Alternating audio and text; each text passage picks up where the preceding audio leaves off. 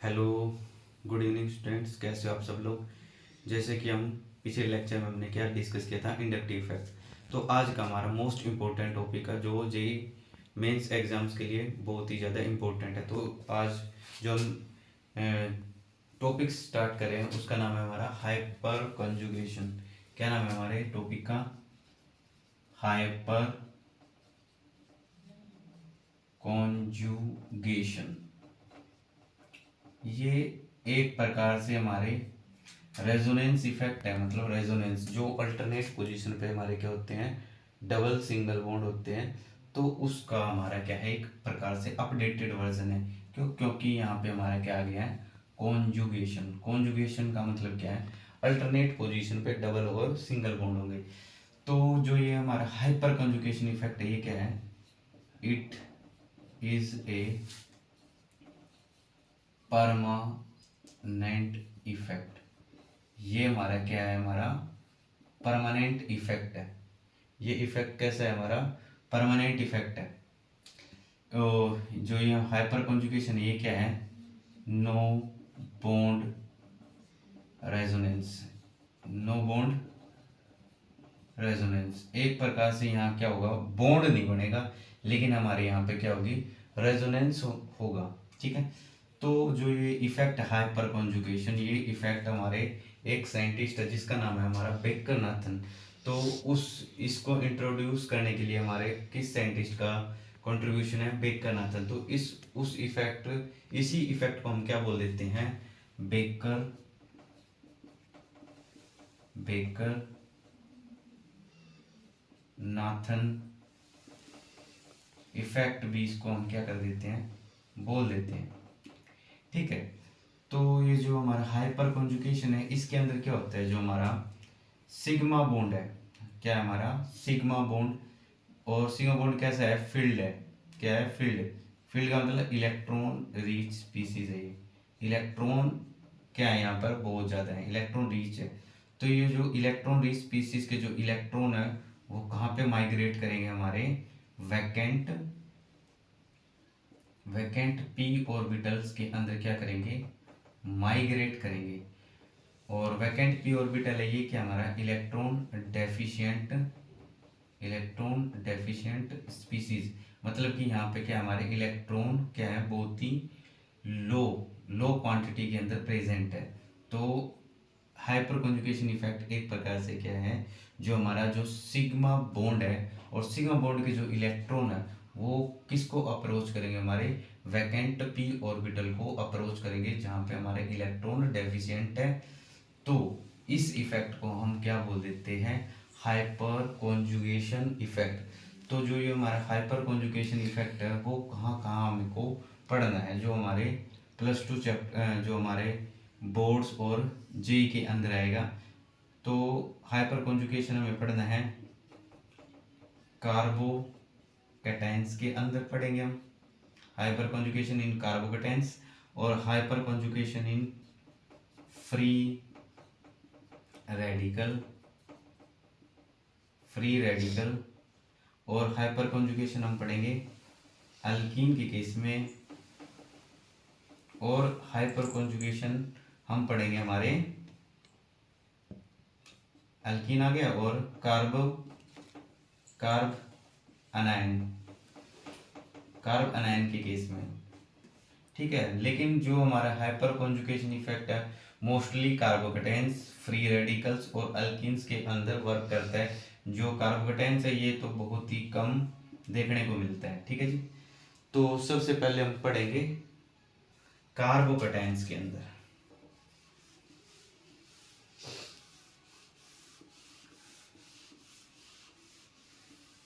तो first one है हमारा कार्बोकैटायन का केस। तो जैसे मैंने लिख दिया CH2 पॉजिटिव CH3। अब ये क्या हमारा प्राइमरी टाइप का कार्बोकैटायन है, और एक साइड लिख दिया मैंने अल्काइल ग्रुप। अब एक तरफ अल्काइल ग्रुप है, एक तरफ हमारा प्राइमरी कार्बोकैटायन है। तो जैसे हम इसका ऑर्बिटल डायग्राम देखते हैं, मॉलिक्यूलर ऑर्बिटल डायग्राम। तो इस ऑर्बिटल डायग्राम के अकॉर्डिंग क्या है, कार्बन कार्बन हाइब्रिडाइजेशन कर रहा है हमारे हाइड्रोजन के साथ, ठीक है। यहाँ हाइड्रोजन है, यहाँ भी हमारे हाइड्रोजन है, और नीचे भी हमारे क्या है, हाइड्रोजन है। ये इसके इलेक्ट्रॉन्स पेयर है। और इसके साथ क्या है, हमारा जो कार्बन है, कार्बोकैटायंस है, ये क्या है हमारा वैकेंट पी ऑर्बिटल। ये क्या हमारा वैकेंट वैकेंट पी ऑर्बिटल है। ये हमारा क्या है, हमारा वैकेंट पी ऑर्बिटल। और ये क्या है, हमारा इलेक्ट्रॉन डेफिशिएंट है। और जो हमारा सिग्मा बॉन्ड है, ये क्या हमारा सिग्मा बॉन्ड। और जो सिग्मा बॉन्ड है, ये हमारा क्या है, इलेक्ट्रॉन रिच स्पीसीज। तो इस हाइपर कॉन्जुगेशन इफेक्ट के अकॉर्डिंग क्या होगा, जो हमारा जो सिग्मा बॉन्ड है, सिग्मा बॉन्ड के जो ये इलेक्ट्रॉन है, ये क्या करेंगे, माइग्रेट करेंगे किसकी तरफ, हमारे वैकेंट पी ऑर्बिटल की तरफ। और ये केस कौन सा, हमारा कार्बोकैटायन का। तो ये जो सिग्मा बॉन्ड के जो इलेक्ट्रॉन है, ये कहाँ शिफ्ट होंगे, हमारे वैकेंट पी ऑर्बिटल के अंदर क्या करेंगे, आके शिफ्ट हो जाएंगे। तो एक प्रकार से क्या हो रहा है, डिस्पर्सन हो रहा है, हमारा डिस्पर्सन ऑफ इलेक्ट्रॉन। और डिस्पर्सन हो रहा है, तो ये डिस्पर्सन क्यों हो रहा है, ताकि हमको क्या मिले, स्टेबल प्रोडक्ट मिले। तो according to this orbital diagram से हमें क्या पता लगा कि जो सिग्मा बॉन्ड के जो इलेक्ट्रॉन है, वो कहाँ की तरफ माइग्रेट कर रहे हैं, वैकेंट पी ऑर्बिटल की तरफ माइग्रेट कर रहे हैं। तो ये था हमारा ऑर्बिटल डायग्राम। तो इसको अब हम क्लियर वे में समझते हैं। अब क्या है, कार्बन CH2 पॉजिटिव, एक hydrogen hydrogen and then hydrogen. अब इसके अंदर क्या है, CH2 पॉजिटिव कार्बोकैटायन है, ये क्या है, अनस्टेबल है। तो ये वाला बॉन्ड क्या होगा, माइग्रेट होगा आगे की तरफ। क्यों, क्योंकि ये क्या है, हमारा अनस्टेबल है। और जो हाइड्रोजन है, ये जो सिग्मा बॉन्ड है, ये आगे की तरफ शिफ्ट होगा, ताकि ये जो हमारा ऊपर चार्ज है, कार्बन के ऊपर जो चार्ज है, वो क्या कर सके, हम इसको क्या कर सके, डिस्प्लेस कर सके। तो ये फर्स्ट केस में क्या होगा, कार्बन, यहाँ पे हाइड्रोजन और ये H पॉजिटिव, ये इसको बाहर की तरफ नहीं गया, ये इसके साथ ही अटैच है, लेकिन ये H पॉजिटिव आयंस जनरेट करेगा। और यहाँ पे क्या आ जाएगा, डबल बॉन्ड और CH2। अब यहाँ पे क्या हो गया, हमारी स्टेबिलिटी आ गई, ठीक है। ये था हमारा, मान लिया ये हमारा फर्स्ट कार्बन है, ये सेकंड और ये थर्ड। सबसे पहले हमने क्या किया, फर्स्ट हाइड्रोजन को यहाँ से रिप्लेस किया, ठीक है। लेकिन ये रिप्लेस नहीं हो, ये इसी के साथ अटैच्ड है। सेकंड केस है, सेकंड केस के अंदर क्या होगा, सेकंड वाला हाइड्रोजन, ये फर्स्ट हाइड्रोजन, ये सेकंड वाला हाइड्रोजन क्या होगा, H पॉजिटिव और H3, और यहाँ पे डबल बॉन्ड और CH2। और थर्ड केस के अंदर क्या होगा, हमारा हाइड्रोजन फर्स्ट, हाइड्रोजन सेकंड और थर्ड हाइड्रोजन H पॉजिटिव बनेगा और CH2। ये हमारी क्या है, हमारी तीन पॉसिबिलिटी जनरेट होगी। तो इस हाइपर कॉन्जुगेशन इफेक्ट में हम क्या देख रहे हैं, जो कार्बोकैटायन हो, ठीक है जी, ये जैसे ये हमारा कार्बोकैटायन है, इसके साथ वाला कार्बन है, ये क्या होगा, हमारा अल्फा कार्बन। और इससे अटैच जो हाइड्रोजन है, उसको बोलेंगे हम अल्फा हाइड्रोजन। और जितने ज़्यादा अल्फा हाइड्रोजन हमारे प्रेजेंट होंगे, वो उतना ही ज़्यादा हाइपर कॉन्जुगेशन स्ट्रक्चर बनाएगा। और जितने ज़्यादा हाइपर कॉन्जुगेशन स्ट्रक्चर्स बनेंगे, वो उतना ही ज़्यादा स्टेबल प्रोडक्ट बनेगा। तो इस वाले केस में और इस वाले केस में क्या डिफरेंस है, इस वाले केस में इसके साथ क्या है, हमारा अल्फा कार्बन, और अल्फा कार्बन के साथ कितने हाइड्रोजन अटैच है, 3 हाइड्रोजन। तो यहाँ पे कितने, 3 अल्फा हाइड्रोजन प्रेजेंट है। और यहाँ पे हमारे क्या है, 0 अल्फा हाइड्रोजन प्रेजेंट है। तो इस वजह से ये वाला क्या हमारा मोर स्टेबल प्रोडक्ट बनाएगा एज कंपेयर टू मिथाइल, ठीक है। तो अब हम क्या देखेंगे, स्टेबिलिटी का order, stability order of carbocation. तो क्या देखेंगे हम, कार्बोकैटायन की स्टेबिलिटी का ऑर्डर। जैसे मैं लिख दिया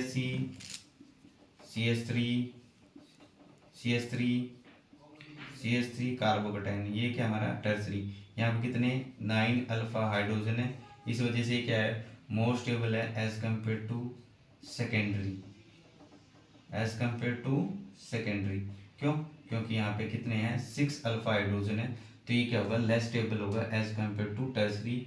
और सेकेंडरी के बाद हमारे क्या आ जाएगा हमारा प्राइमरी का केस, और प्राइमरी के केस के बाद हमारा लीस्ट स्टेबल कौन होगा मिथाइल, क्योंकि यहाँ पे कितने अल्फा हाइड्रोजन है 0 अल्फा हाइड्रोजन, और यहाँ पे क्या है हमारे 3 अल्फा हाइड्रोजन है। जितने ज़्यादा हमारे अल्फा हाइड्रोजन प्रेजेंट होंगे वो उतने ही ज़्यादा क्या बनाएगा हमारा स्टेबल प्रोडक्ट्स बनाएगा।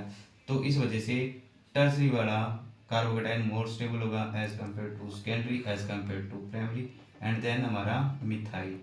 ठीक है जी, तो ये था हमारा स्टेबिलिटी ऑर्डर ऑफ कार्बोकेटाइंस। ठीक है, नेक्स्ट हम पढ़ेंगे अब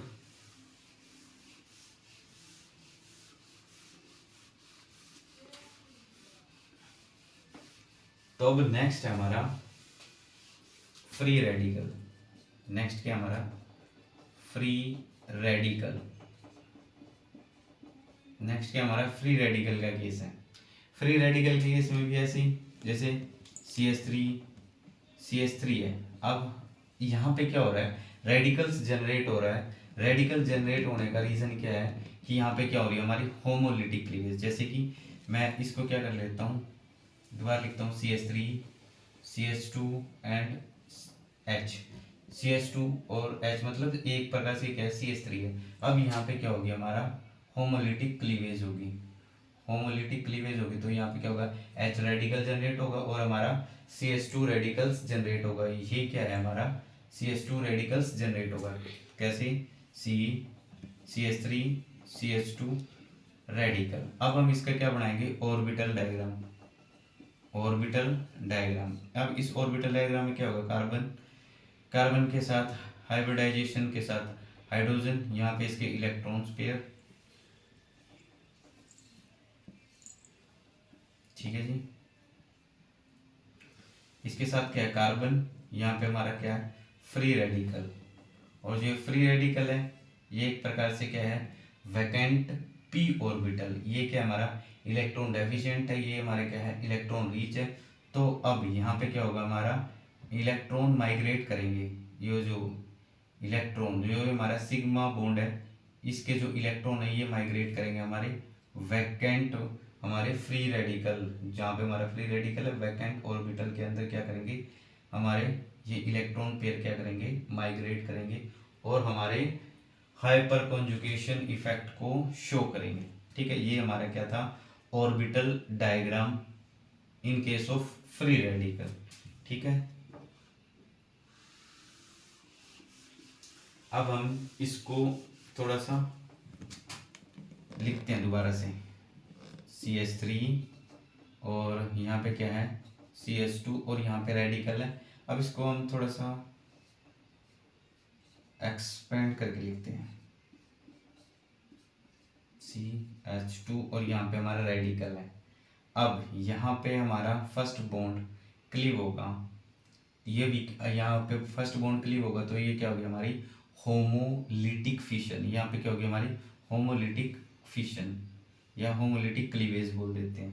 तो ये क्या होगा यहाँ पे कार्बन पे भी हमारा क्या होगा एक इलेक्ट्रॉन और ये बड़ा इलेक्ट्रॉन मिलके क्या बना लेंगे हमारे पर एक प्रकार से कार्बन डबल बॉन्ड CH2। जो रेडिकल है ये अनस्टेबल था, ये क्या किसकी तरफ चला गया स्टेबिलिटी की तरफ। और यहाँ पे क्या होगा H रेडिकल जनरेट होगा। मान लीजिए H1 है ये H2 है और दिस H3, तो ये H1 रेडिकल जनरेट होगा और दो H2 और H3। ये था हमारा फर्स्ट केस। ऐसे ही हमारा क्या होगा सेकंड वाला हाइड्रोजन क्या होगा एलिमिनेट होगा। सेकंड वाला हाइड्रोजन ये यहाँ से बॉन्ड का क्लीवेज होगा तो क्या क्या कंडीशन बनेगी कार्बन डबल बॉन्ड CH2 और H1 रेडिकल और H2 रेडिकल थोड़ा सा बाहर गया और यहाँ पे H3 रेडिकल। ठीक है, H2 रेडिकल्स क्या हो गया होमोलिटिक फिशन हुई। पहले H1 रेडिकल की फिर H2 रेडिकल और थर्ड केस क्या होगा हमारा थर्ड केस में क्या हो जाएगा H3 रेडिकल्स जनरेट होगा। कार्बन डबल बॉन्ड CH2 और यहाँ पे H1 रेडिकल, यहाँ पे H2 रेडिकल और ये H3 रेडिकल्स जनरेट होगा। ठीक है, तो जितने जितने हमारे नंबर ऑफ H रेडिकल्स या H पॉजिटिव मतलब कि हमारे क्या है हाइड्रोजन, अल्फा हाइड्रोजन होंगे, वो उतना ही ज़्यादा क्या बनाएंगे, स्टेबल प्रोडक्ट बनाएंगे। तो यहाँ पे क्या है हमारा, कितने अल्फा हाइड्रोजन है, यहाँ पे हमारे 3 अल्फा हाइड्रोजन है। ठीक है, ऐसे ही हम क्या होगा, अब हम इसकी क्या लिखेंगे, stability order of free radical. Free radical के केस की हम स्टेबिलिटी लिखेंगे। तो जैसे हमारा कार्बोकेटाइन था, ऐसे हमारा क्या होगा, टर्सरी वाला क्या बनाएगा, मोर स्टेबल प्रोडक्ट। क्यों, टर्सरी वाला फ्री रेडिकल क्या होगा, मोर स्टेबल हो, क्योंकि यहाँ पे हमारे क्या है 9 अल्फा हाइड्रोजन्स प्रेजेंट है।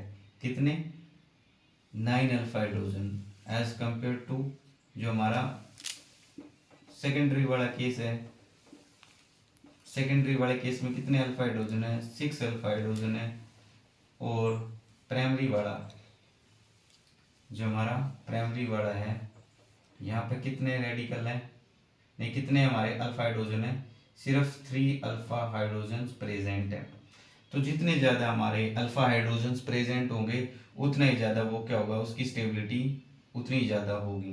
तो हमारा जो टर्सरी फ्री रेडिकल है वो मोर स्टेबल होगा as compare to secondary, as compare to primary, और लास्ट में हमारा CH2 रेडिकल। ठीक है, CH2 रेडिकल में हमारा क्या है, कोई भी अल्फा हाइड्रोजन प्रेजेंट नहीं है। तो ये केस था हमारा फ्री रेडिकल का केस।